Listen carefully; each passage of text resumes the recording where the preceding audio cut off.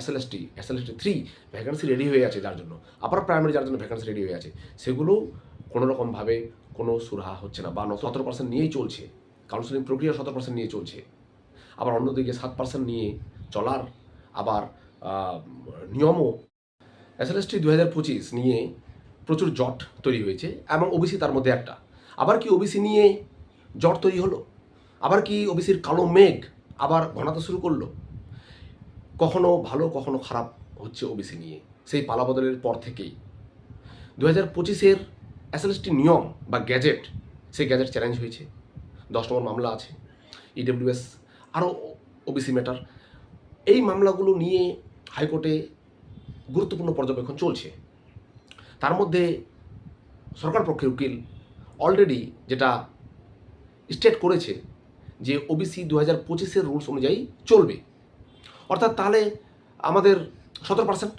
আবার সেখানেই একটা জিনিস লুকিয়ে আছে আবার, যে সেই সময় যে হাইকোর্টের যে অর্ডারটা ছিল যে subject to the final outcome of the court's verdict, তো দুই পক্ষেরই কাছে কিছু না কিছু পজিটিভ দিক আছে, এবং সেই পজিটিভ দিকগুলো নিয়ে লড়াই করছে নিজের নিজের স্বার্থের জন্য। এতে ফেসে গেছে যোগ্য চাকরি প্রার্থী ক্যান্ডিডেটসরা, যারা এতদিন ধরে অধীর আগ্রহে অপেক্ষা করে আছে।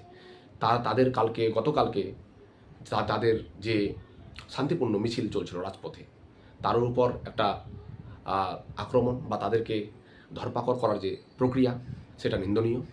সেগুলো নিন্দনীয়, কেননা যেহেতু একটা প্রসেস চলছে, তার মধ্যে এত আইনি জটিলতা, সেগুলো সদিচ্ছার সহিত মীমাংসা করিয়ে একটা সঠিক পদ্ধতি মেনে নিয়োগ প্রক্রিয়া শুরু করে দেওয়া উচিত। কেননা সবারই সংসার আছে, সবাই একটা একটা অলরেডি সেরকম জীবনযাপন তৈরি করে দিয়েছিল।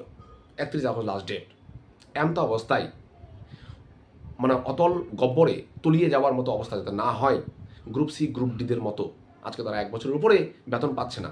যেই সব শিক্ষকরা, যেই সব নন টিচিং স্টাফরা স্কুলে যাচ্ছিল, রীতিমতো তাদের জীবনযাপন ওইভাবেই তৈরি হয়ে গিয়েছিল। হঠাৎ করে তাদের জীবনযাপনের পরিবর্তন এবং তার সঙ্গে অ্যাডজাস্ট করে যাওয়া, অভিযোজন ঘটানো কতটা মুশকিল যাদের সঙ্গে হয় তারাই বুঝতে পারে। 2025-এর এসএলএসটি নিয়ে বা নিয়ম নিয়ে সরকার পক্ষে ক্লিয়ার করে দিয়েছে যে এসএলএসটির 2025-এর নিয়ম নিয়ে চলবে, 17% রিজার্ভেশন নিয়ে, এবং সেই মোতাবেক ভেরিফিকেশন শুরু হয়ে গেছে, চলছে। হয়তো ইন্টারভিউ প্রক্রিয়াও শুরু হয়ে যাবে।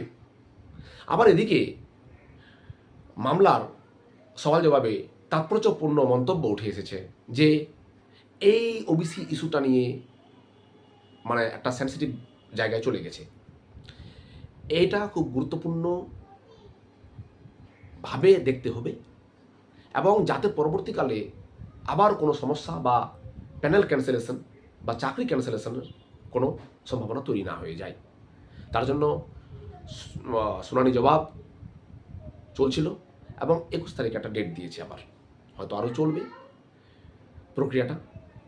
কিন্তু এই যে আমাদের বিভিন্ন সময়ে কখনো ভালো কখনো খারাপ, কখনো ভালো কখনো খারাপ ওবিসি নিয়ে যে একটা পরিস্থিতি চলছে, এটার একটা সমাপন হওয়া উচিত, এবং অবশ্যই যোগ্য শিক্ষক শিক্ষিকাদের স্বার্থেই তাদের যে লেটার অ্যান্ড স্পিরিট, সুপ্রিম কোর্টের যে ভার্ডিক্ট সেখানে যে বলা ছিল লেটার অ্যান্ড স্পিরিট মেনটেন করে, সেটা যাতে তাদের বজায় থাকে।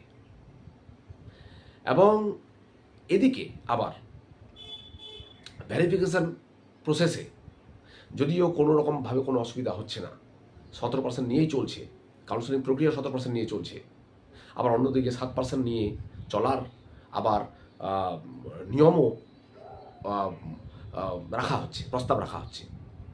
এই দুইয়ের যে একটা অচলাবস্থা, তার জন্য যারা চাকরি প্রার্থী, যোগ্য চাকরি প্রার্থী, তারা কিন্তু বারবার হোঁচট খাচ্ছে, বিড়ম্বনার মধ্যে দিয়ে পড়ছে, এবং তার জন্য নতুন এসএলএসটি 3 ভ্যাকেন্সি রেডি হয়ে আছে, যার জন্য আপার প্রাইমারি যার জন্য ভ্যাকেন্সি রেডি হয়ে আছে, সেগুলো কোনোরকমভাবে কোনো সুরাহা হচ্ছে না, বা নতুন করে কোনো ইঙ্গিত আসছে না। যদিও ইঙ্গিতপূর্ণ অলরেডি মন্তব্য বিভিন্ন সময় বিভিন্নভাবে হচ্ছে, কিন্তু সেটার একটা ফাইনাল যে ভালো আউটকাম কনক্রিট যে একটা রেজাল্ট, সেটা কিন্তু আসছে না।